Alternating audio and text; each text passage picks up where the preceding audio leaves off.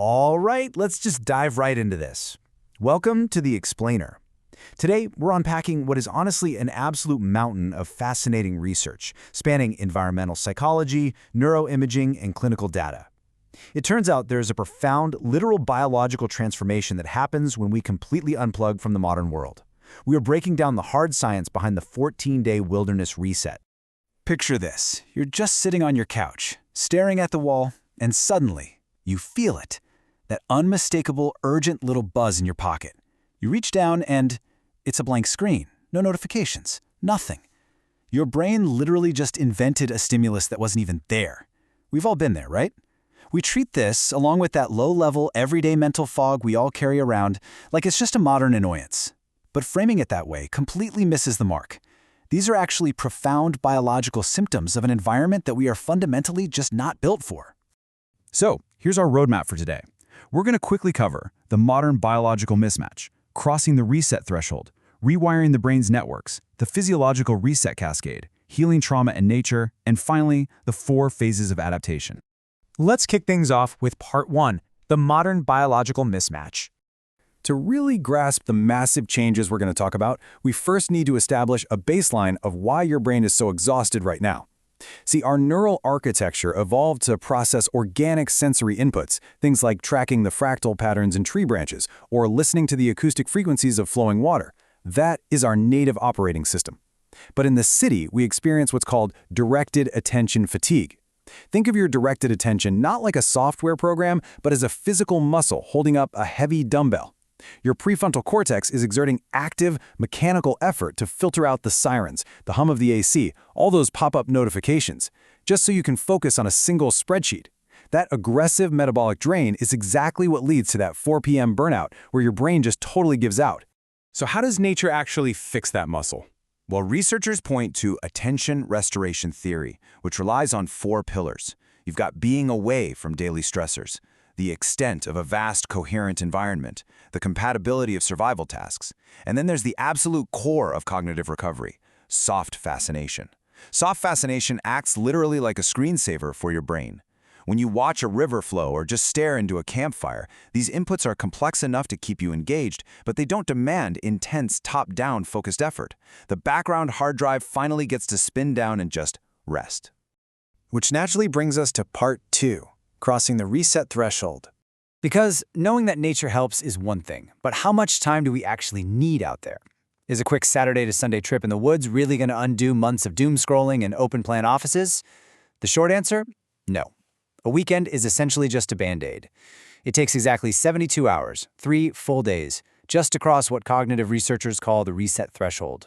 It takes 72 hours for your modern human brain to fully shed the cognitive residue of urban noise, to stop hearing the phantom sirens, to stop feeling the phantom phone buzzes, and to finally hit a restored baseline.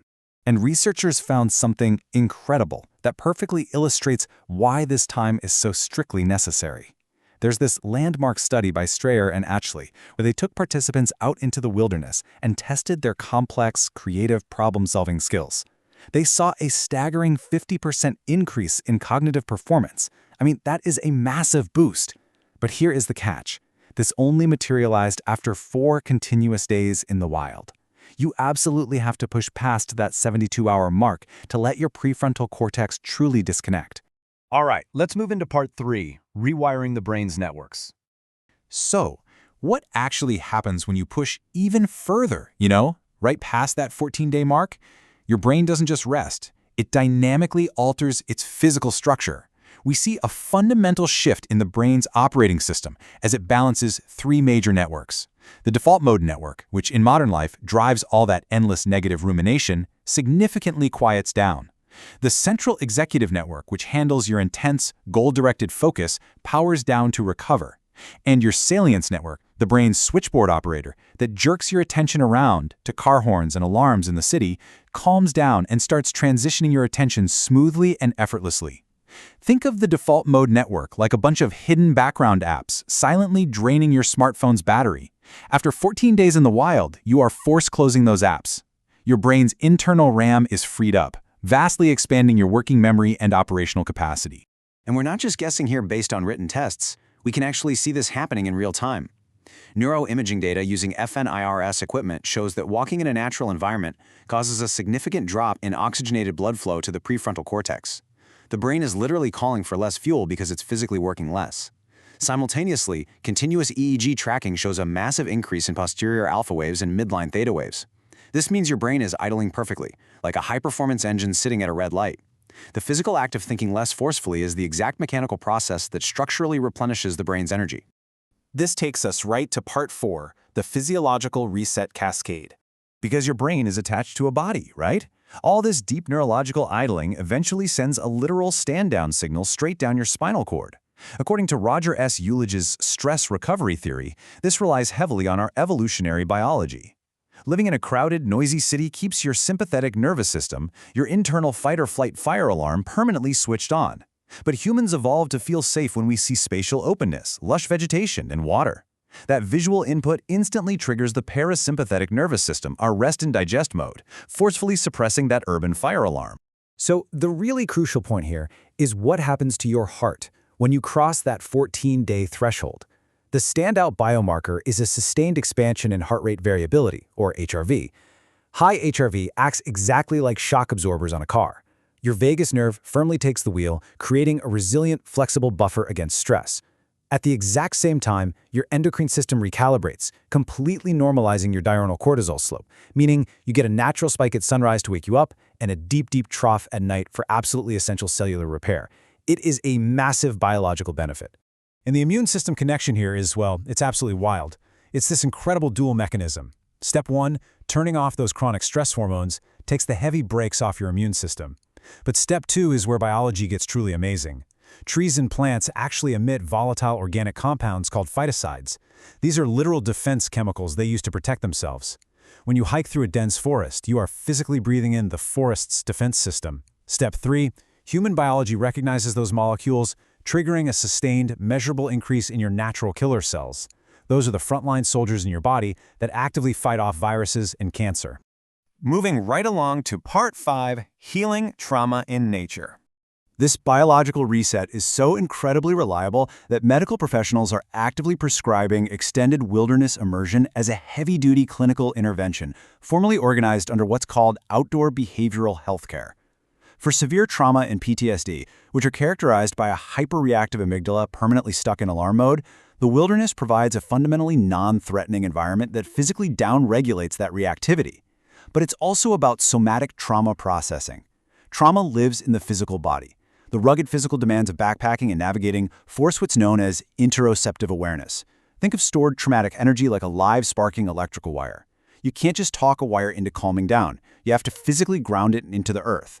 Hard physical tasks in nature ground that hypervigilance in a way that just sitting in a therapist's chair sometimes simply can't. The numbers on this are just staggering. Comprehensive data tracks individuals entering these 56-day interventions with severe, debilitating clinical dysfunction. By discharge, those symptom scores plummet squarely into the healthy, normal population range and, crucially, follow-up assessments confirm that these profound improvements are maintained 12 months post-discharge. It is a true, lasting psychological transformation. Let's look at how this all comes together in part 6, the 4 phases of adaptation. So what does this actually feel like if you pack a bag and just go do it? This maps out the daily psychological journey of total unplugged immersion. Phase 1, days 1 to 3, is withdrawal, and it is grueling. Directed attention fatigue is screaming, those phantom phone vibrations are constant, you are actively shedding the city. Phase 2, days 4 to 10, is the reset. The noise fades out, mental clarity sharply returns, and your sleep cycles lock in perfectly with the sun. Phase 3, pushing past day 14, is deep presence. Your default mode network quiets down, the ego shrinks, and a profound sense of awe just takes over. Finally, phase 4 is integration. You return home post-expedition, but you carry a newly resilient nervous system buffer that completely changes how you handle modern urban stress. Understanding this 14-day reset fundamentally changes how we need to view our own exhaustion. Your brain is a highly evolved, brilliant biological engine. If you're experiencing mental fatigue, burnout, or those weird phantom phone buzzes, it is not a personal failure. And I really want you to hear this. You are not broken. You are simply experiencing the result of biological software being forced to run in a completely incompatible digital environment. Which leaves us with one final, pretty provocative thought. The data proves overwhelmingly that nature heals us precisely because it perfectly matches the evolutionary wiring of our nervous system. This means our modern cities, our open-plan offices, and our constantly connected homes are practically hostile architecture for the human brain. So, if a 3-day nature trip acts as a reliable cure, how could we completely redesign our daily habitats to match our neurobiology from the start and make the cure completely unnecessary? Think about that the very next time you feel a phantom vibration in your pocket. Are you broken, or is the world you're standing in